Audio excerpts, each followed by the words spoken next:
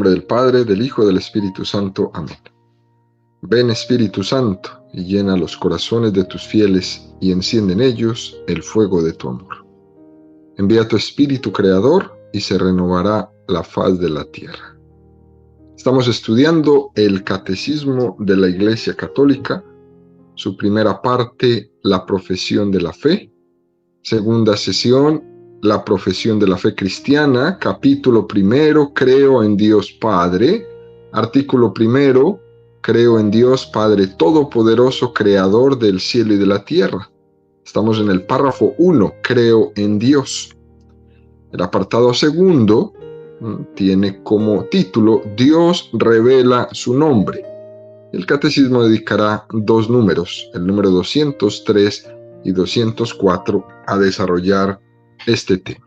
Número 203 del catecismo dice: Dios se reveló a su pueblo Israel dándole a conocer su nombre. El nombre expresa la esencia, la identidad de la persona y el sentido de su vida. Dios tiene un nombre. No es una fuerza anónima. Comunicar su nombre es darse a conocer a los otros. Es, en cierta manera, comunicarse a sí mismo haciéndose accesible, capaz de ser más íntimamente conocido y de ser invocado personalmente. Número precioso este número 203, ¿no?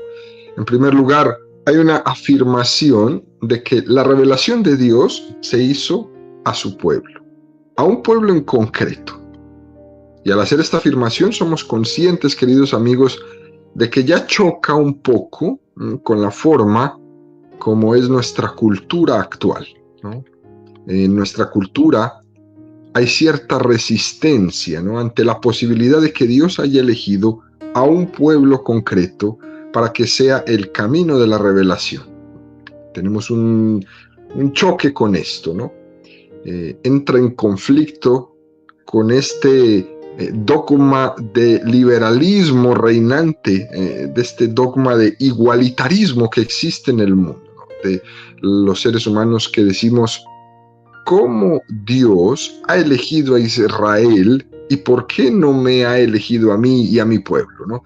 ¿Por qué ha elegido a Israel y por qué no ha elegido a México, ¿no? ¿Por qué no ha elegido a Brasil? ¿Por qué tuvo que ser Israel? ¿Por qué tiene que haber un pueblo privilegiado entre todos los pueblos con el cual Dios se revelará? ¿Y por qué no fue el mío? Hay una mentalidad muy interesante, ¿no?, y también muy peligrosa, de no permitirle a Dios que Él lleve su designio. Tenemos una concepción de un corte igualitarista, ¿no?, donde es políticamente incorrecto, ¿no?, que Dios elija a un pueblo para revelarse, ¿no? Lo que sería difícilmente aceptable o difícilmente conjugable con la afirmación de que Dios es bueno y Dios es misericordioso. Es el hecho de que Dios se hubiera revelado solo a un pueblo y se hubiera negado a revelarse al resto de los pueblos. Eso sería difícilmente compatible, ¿no?, con la paternidad de Dios. Si Dios es Padre de todos, difícilmente es compatible que se revele a un pueblo sí y al resto no. Pero, ¿por qué nosotros vamos a decir que es incompatible que Dios sea Padre de todos con que para revelarse a todos haya elegido un camino concreto? Es decir, me reveló, me descubrió, me dio a conocer su nombre a través del pueblo que Él eligió, de Israel, para que Israel sea como la puerta para que la revelación de Dios llegue a todo el mundo. Y esto es muy importante y esto es parte de lo que se le va a pedir quizás en el juicio al pueblo de Israel. Yo te elegí a ti, Israel, para que seas la puerta por la cual todos vayan a entrar. Pero tú no me has reconocido. Tú no me has reconocido. Más bien, tú me has rechazado. Por lo tanto, a lo mejor Israel no está cumpliendo con el designio para el cual Dios lo ideó, Dios lo creó para el designio que Dios tenía en sus manos para con ellos. ¿Por qué eso va a ser incompatible con la bondad, con la misericordia y con la paternidad de Dios? ¿Por qué tiene que ser incompatible? Por lo tanto, esa especie de igualitarismo, queridos amigos, ese dogma de una especie como de democraticismo, ¿no? Y no estoy hablando en contra de la democracia, ¿no? Pero esa especie de democraticismo que incluso parece hacer políticamente incorrecto el que Dios elija un camino para revelarse, tenemos que ponerlo en cuestión, ¿no? Es muy sano psicológicamente en la configuración de nuestro pensamiento que tengamos capacidad crítica frente a los falsos dogmas de nuestra cultura. Esta cultura critica los dogmas de la fe católica fuertemente, pero al mismo tiempo se está inventando, se está sacando de la manga otros dogmas que parecen para ellos políticamente correctos, pero que están completamente en contra de todo, en contra de Dios mismo, en contra de la moral, al final en contra del hombre. Para nosotros es importante ir desenmascarando estos dogmas que nos van metiendo, que nos van casi imponiendo la cultura moderna. Y bueno, pues la afirmación es que Dios eligió un pueblo concreto que se llamó Israel. Y ese pueblo concreto es el camino objetivo por el que Dios vino a revelarse a nosotros. Esto es, pues, queridos amigos, la frontera actual entre la creencia y la increencia. Tal vez tiempo atrás, quizás hace 50, 60 años atrás, la frontera entre la creencia y la increencia era pues la creencia en la existencia de Dios o la negación de la existencia de Dios. El siglo pasado, pues este era el debate, si Dios existía o no existía. Parecía que era el materialismo puro y duro, ¿no? El que separaba la humanidad entre creyentes y no creyentes, entre los que creían en Dios y los que no creían en Dios. Sin embargo, en este momento de la historia donde tú y yo vivimos, la frontera principal entre la creencia y la increencia, entre el sentido religioso y una vida sin Dios, está más, ¿no? Más profundamente enraizada. No tanto en creer si Dios existe o no, no está ahí, sino en la aceptación o no de que ese Dios se ha revelado, de que ese Dios se pueda involucrar en nuestra vida. Ya nadie realmente se atreve a negar que Dios existe, pero sí muchos se atreven a proponer vivir como si Él no existiera, como si estuviera Él allá arriba, dejémoslo ahí tranquilo, no nos metamos con Él, tampoco lo neguemos por si alguna situación, pero vivamos como si Él no existiera. Esa es ahora la frontera fuerte entre la creencia y la increencia.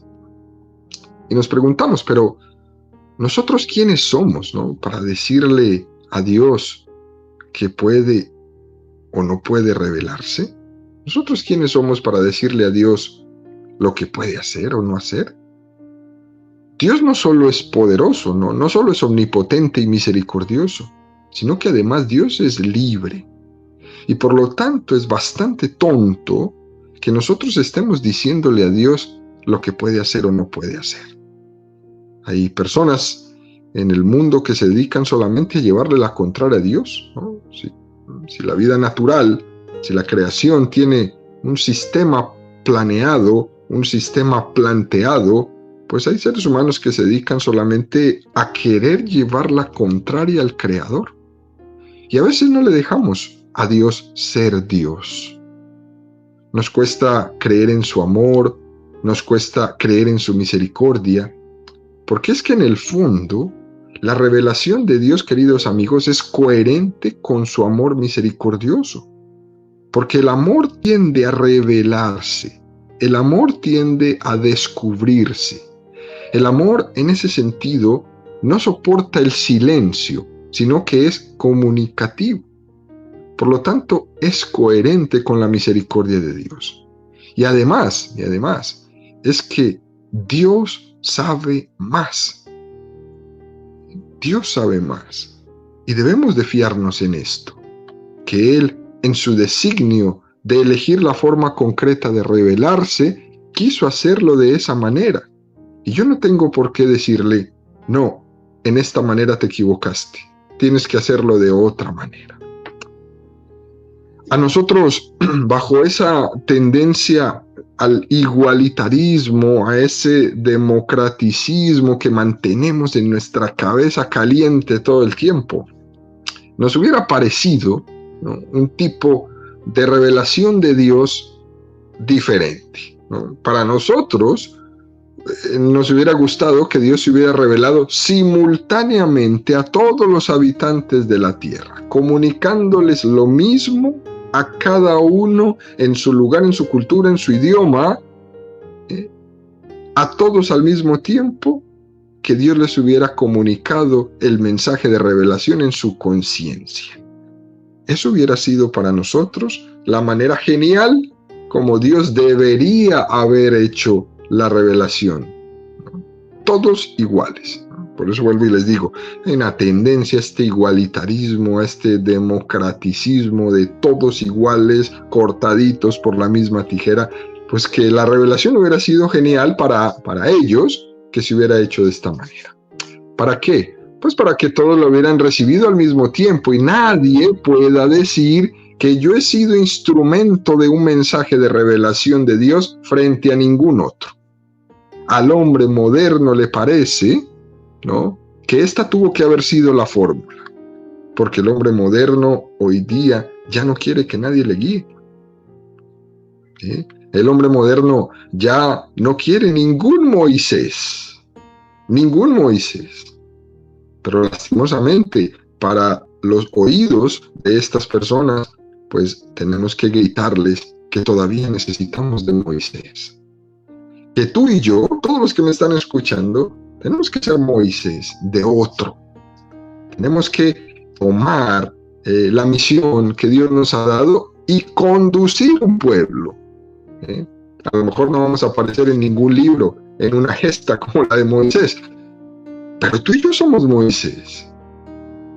Y aunque los seres humanos en el mundo no quieran y se esfuercen por negarlo, tú y yo también somos y también necesitamos de un Moisés que nos esté conduciendo.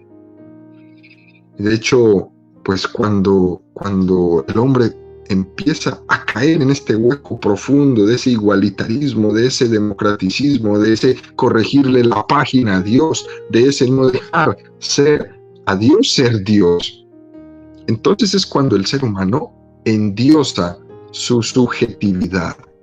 Es cuando el ser humano endiosa su conciencia, ¿no? Y eso es lo que está constantemente el hombre de hoy pretendiendo hacer, que la subjetividad de cada uno sea la fuente de la revelación. Por eso es que se dice, ya no hay una verdad, sino que cada uno decide qué es verdad y qué no es verdad. Subjetivizar todo, para que ese subjetivismo ya quite la verdad que es universal, la verdad que es estática, y quede esto en orden a la subjetividad de cada uno como la fuente de la revelación. Es un peligro tremendo, pero el mundo va corriendo hacia ello, corriendo. Pero realmente, queridos amigos, ¿no?, parte de tu misión y mi misión es que ayudemos a los seres humanos para que dejemos a Dios ser Dios. Dejémosle que Él haga lo que tiene que hacer, que haga las cosas como Él, en su infinita sabiduría, entiende que tiene que hacerlas.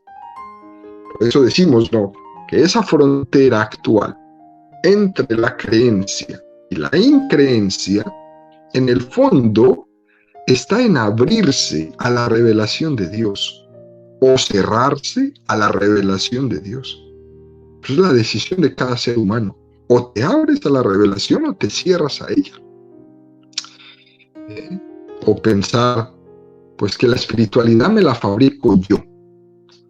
Pensar que la religiosidad es una intuición personal de cómo una persona tiene que hacer para llegar a Dios. Pero no es así.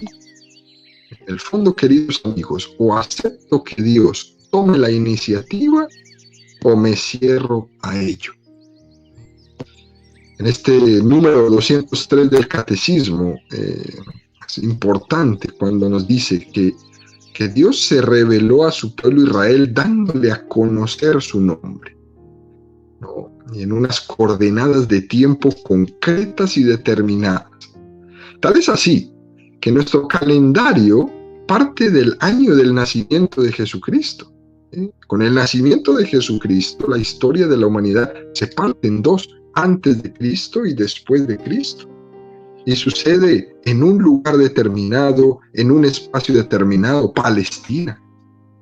Fíjense, queridos amigos, en Nazaret, los que han tenido la oportunidad de estar ahí, los que en el futuro la tengan, en Nazaret, en la casa de María, donde tuvo lugar la anunciación y la encarnación del Hijo de Dios, hay un altar muy precioso en la parte de abajo, donde la tradición dice que era la habitación de María, ¿no? Hay un altar que tiene una inscripción muy hermosa que dice "Hic verbum caro factum est", ¿no?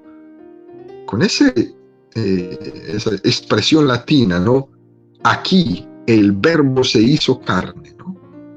Ese adverbio que le ponen a esta frase latina, el hic, significa aquí, justo aquí, en este lugar, aconteció hace 2000 años que el verbo se hizo carne.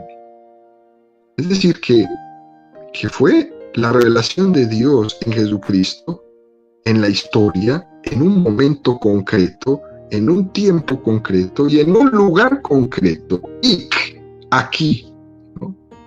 Dios toma la iniciativa y se inserta en nuestra historia, ¿no? Y ahora empezamos nosotros pues a preguntarnos, ¿no? ¿Y por qué lo hizo en Israel y no en México? Bueno, la respuesta es una respuesta de niños de escuela, ¿no? En algún lugar concreto tenía que hacerlo. No podía hacerlo en todos los lugares del mundo al mismo tiempo. Dios elige entrar en nuestra historia, Dios elige revelarse al hombre en un lugar concreto y eligió Nazaret. ¿Sí? Eligió Nazaret. Es impresionante, ¿no? Cuando tengan la oportunidad de estar allí, uno arrodillarse enfrente de este precioso lugar, en este altar, en la casa de María, y leerlo y decirlo, ¿no? Aquí Dios entra en mi historia. Aquí toma carne el Eterno. Aquí asume Dios mi condición humana y me hermana en mi condición para elevarme a su condición divina. Miremos cómo constantemente está haciendo referencia, ¿no?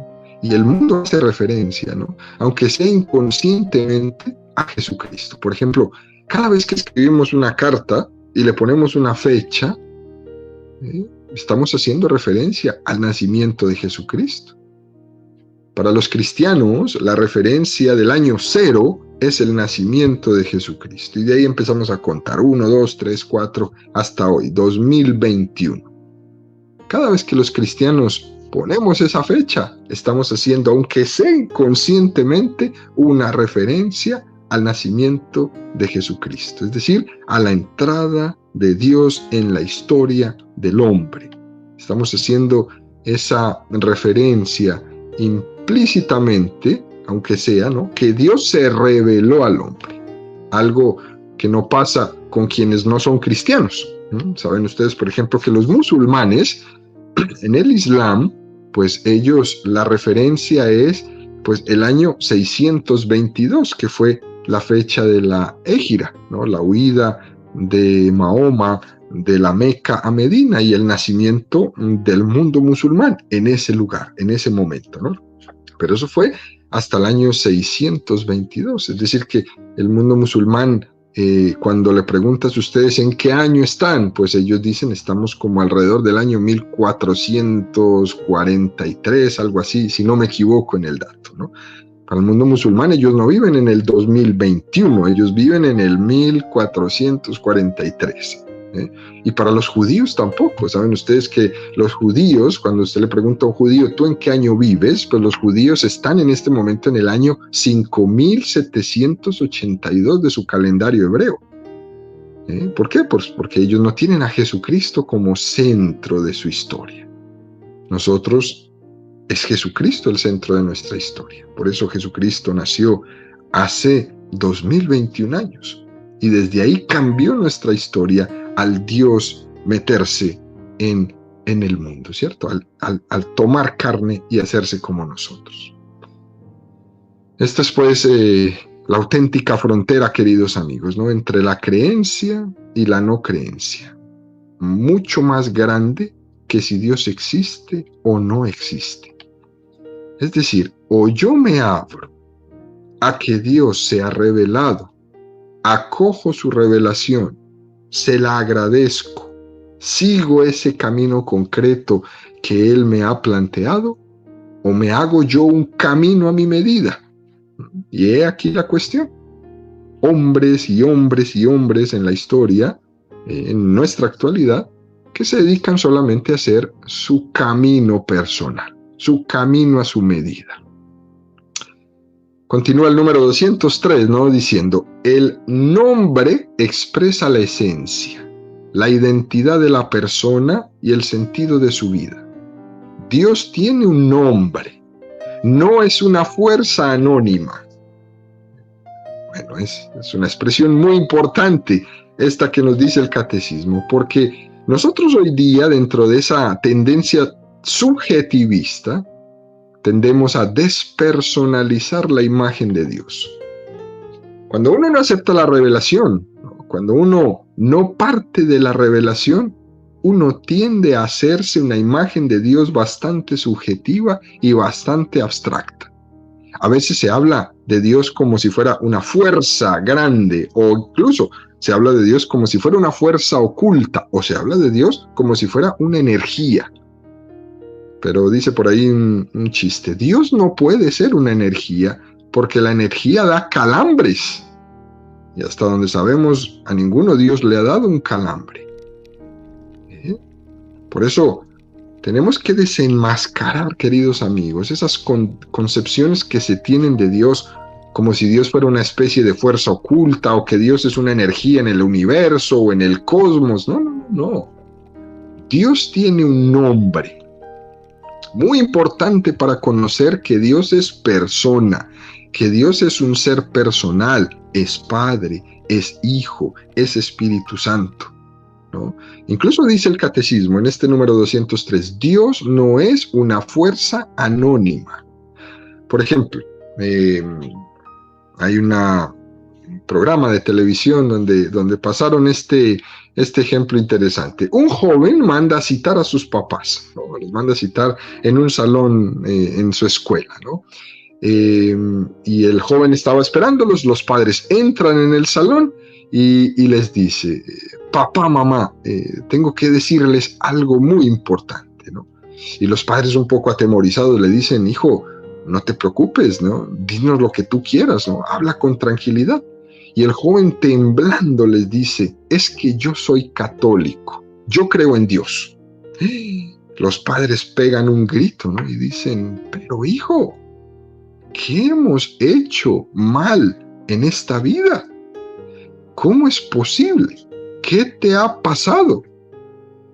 Y el joven les cuenta, pues que él se encontró con un grupo de jóvenes católicos que le enseñaron a rezar, ¿no? Que le enseñaron a leer un poquito la Biblia y que le han convencido, y entonces él se ha anotado a la catequesis en su parroquia. y está participando y está feliz. Y los padres totalmente indignados le dicen, pero hijo, nosotros pensábamos que tú andabas por ahí divirtiéndote, tomando cerveza con tus amigos, en una fiesta, conociendo el mundo, y tú no sales con que estás de aquí para allá rezando Padre Nuestros. Decían los papás, pero ¿cómo puede ser esto? Y la madre le dice, hijo, todo el mundo se va a reír de ti. ¿No será que puedes decir, aunque sea, ¿no?, que crees en una fuerza cósmica o en una energía? No necesariamente tienes que decir que crees en Dios, puedes decir que crees en una energía. Y el joven le dice, no, mamá, yo creo en Dios, yo creo en Dios. Bueno, y ahí sigue pues toda la presentación. Podría sonar un poco extraño este ejemplo que acabo de poner, pero es la realidad que pasa en muchos hogares. Una tendencia general del mundo en la que parece que lo que está bien visto es hablar de Dios en un concepto como medio raro.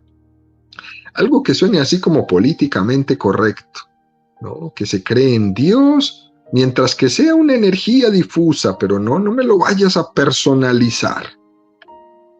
Porque claro, cuando ya Dios tiene un rostro concreto, cuando ya te habla, cuando te dice un camino para seguir y llegar a Él, cuando te habla de unos mandamientos, cuando te habla de unos sacramentos que son caminos a través de Él para llegar a la vida eterna, entonces ya parece que los hombres tenemos un conflicto con eso. Entonces háblame de Dios como una fuerza y hasta ahí estamos bien, pero no me le vayas a poner un rostro, porque entonces ahí sí tenemos un gran problema. Esto es muy curioso, queridos amigos, que nuestra cultura viva de esta manera. Se puede quejar de Dios, de que Dios no habla, de que Dios no habla. ¿No ha escuchado eso? Muchas personas dicen, es que Dios no habla. Y otras veces se quejan de que habla demasiado.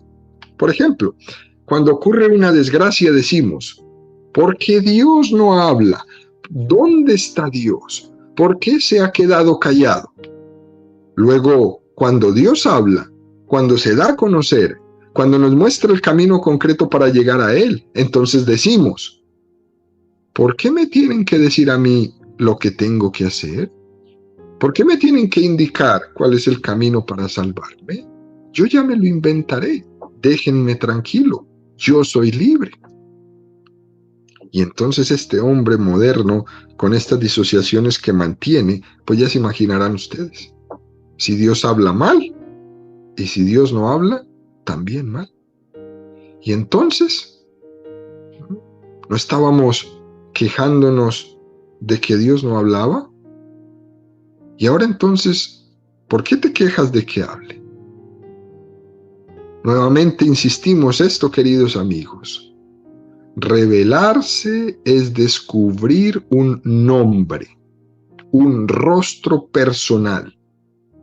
Así como nos está diciendo este número 203 del Catecismo. El nombre expresa la esencia, la identidad de la persona y el sentido de su vida. El nombre de las personas en la antigüedad no es como el nombre de nosotros hoy. Para nosotros hoy un nombre es intrascendente. ¿Cómo le van a poner el niño? Pues vamos a ponerle las primeras letras del nombre de la mamá y las primeras letras del nombre del papá. Las unimos las dos y lo que salga. Y así es como le ponen en muchos lugares los nombres de los hijos. ¿Qué nombre quieres? Y le ponen lo que sea. Solo porque me gusta o porque sonó bien o yo qué sé, ¿no? Porque lo vi en la tele, etcétera, etcétera. Pero este no es el caso del concepto bíblico del nombre.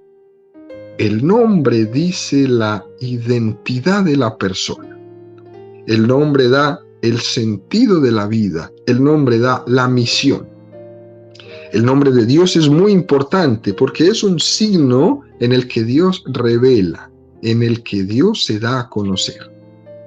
Y el Catecismo nos va a remitir al número 2143, que dice: entre todas las palabras de la revelación hay una, singular, que es la revelación de su nombre.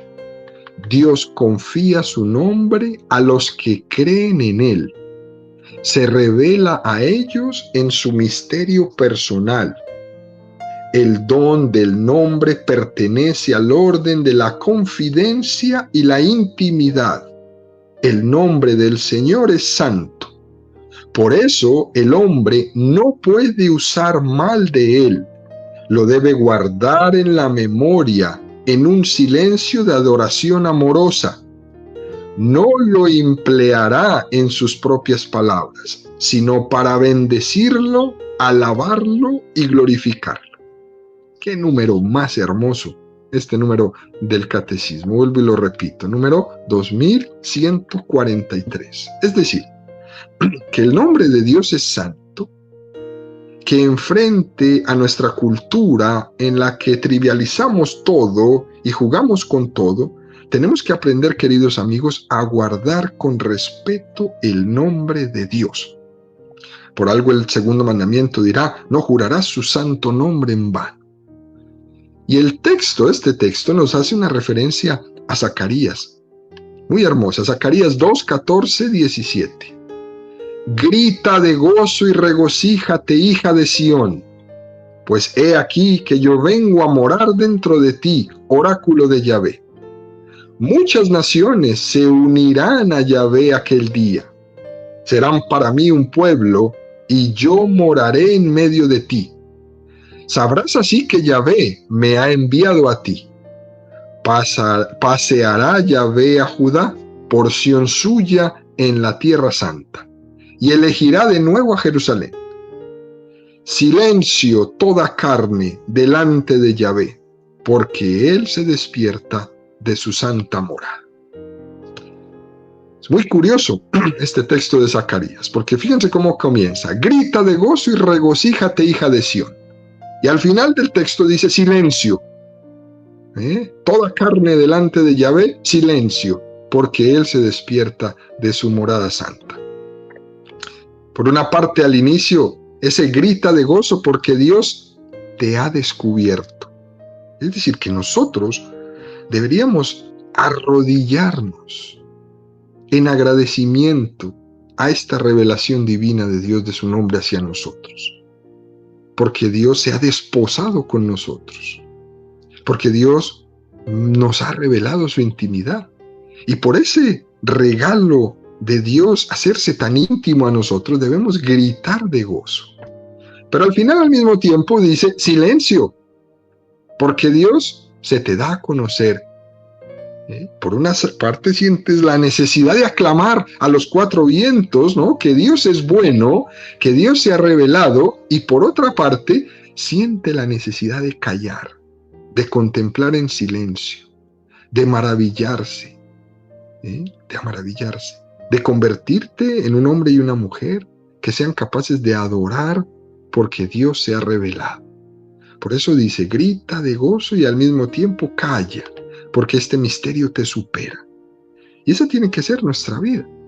Tiene que ser un constante agradecimiento y una constante alegría porque Dios está en nuestra vida, se nos ha revelado, y al mismo tiempo un silencio de gran respeto ante Dios, ante su nombre, ante su revelación, ante sus mandamientos, ante sus sacramentos. Ese gran respeto que nos va a hacer decirle a Dios, silencio, silencio, para que no se despierte porque Él duerme en su morada, ¿cierto? Vamos a respetar este dormir de Dios, ¿no? Precioso este texto de Zacarías, queridos amigos, para la reflexión personal. Termina este número 203 diciendo que además de que el nombre expresa la identidad de la persona, como cuando Jesús le dice a Simón, ¿no? Tú a partir de ahora serás Pedro, que significa piedra, y sobre esta piedra edificaré mi iglesia. Jesús le cambia el nombre a Pedro. En el sentido bíblico, el nombre significa la esencia, significa la vocación que Dios te va a dar. Y eso es muy importante en la cultura semítica que hemos hablado estos días anteriores, ¿no? Los descendientes de Sem, el hijo de Noé, ¿se acuerdan? En vez de Simón, yo quiero que seas Pedro, porque quiero que seas la piedra, la roca, sobre la que edificaré la iglesia, y los apóstoles serán las columnas que se edificarán sobre esta roca. Dios revela su nombre, y son diversos nombres, pero especialmente es uno de ellos, el nombre de Yahvé. Así lo veremos mañana y pasado mañana cuando estemos profundizando más en este tema. Eso quiere decir que nombre es expresión de la esencia, es expresión de lo que es Dios, su identidad, su ser y su acción hacia nosotros. Y termina este número 203 diciendo que en cierta manera comunicarse a sí mismo, haciéndose accesible, capaz de ser más íntimamente conocido y de ser invocado personalmente. Es decir, que cuando Dios nos comunica su nombre, está diciendo, me doy a conocer, me hago accesible a ti. Ya no sigas diciendo que Dios está lejano, porque eso es mentira. Porque Dios se hizo accesible a mí. Dar a conocer el nombre es hacerse íntimamente conocido. Es la puerta para entrar en la persona. Por eso tiene importancia el nombre de Dios, porque si Dios revela su nombre es que quiere ser invocado, es que quiere ser conocido. Algunos de nosotros podríamos decir, yo con Dios no tengo intimidad, no lo conozco íntimamente, y sin embargo Él me ha revelado su nombre. Él me conoce a mí por mi nombre. ¿Tú conoces a Dios por su nombre? Por ejemplo, cuando Jesús llama a Zaqueo, ahí en Jericó, y le dice, Zaqueo, baja de ese árbol porque conviene que hoy me hospede en tu casa. Lo primero que se pregunta Zaqueo es, ¿y este cómo conoce mi nombre? ¿Cómo sabía que me llamo Zaqueo? ¿Alguien de ustedes se lo ha dicho? Dios te conoce por tu nombre. Y la pregunta es, tú y yo, ¿tú conoces a Dios por su nombre? Número 204 del Catecismo profundiza diciendo, Dios se reveló progresivamente y bajo diversos nombres a su pueblo, pero la revelación del nombre divino hecha a Moisés en la teofanía de la zarza ardiente, en el umbral del Éxodo y de la alianza del Sinaí, demostró ser la revelación fundamental tanto para la antigua como para la nueva alianza.